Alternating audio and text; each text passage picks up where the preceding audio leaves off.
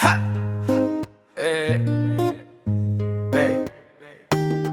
Valentine sio lazima roses, hata smoky paswa mbili ni love.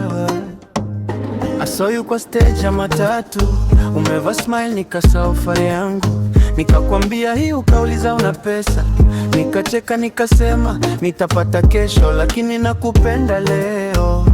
Unapenda chips, unachukia ugali baridi, ukikasirika unasema acha ujinga politely. My friends wananiuliza bro kwani umechizi, na wasema hapana, this is love, si mchezo wa TV. This is my Kenyan Valentine, no Ferrari, ni matatu line.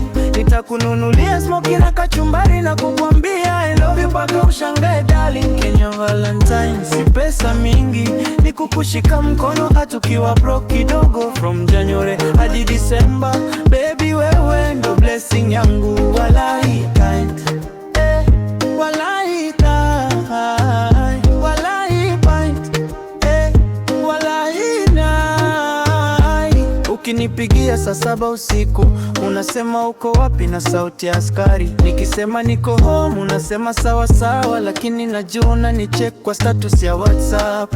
Ukiniambia niko nje najua hiyo ni kode, lete food sasa. Nikileta mandazi 3 na soda ya Shell unaniangalia unasema wewe ni mwanaume wa future. Hata kama tuna plans za diani, hati yangu iko fully booked for you daily. No fake love, no Instagram pressure, ni wewe na mimi mpaka wifi. This is my Kenyan Valentine, no Gucci, ni love genuine.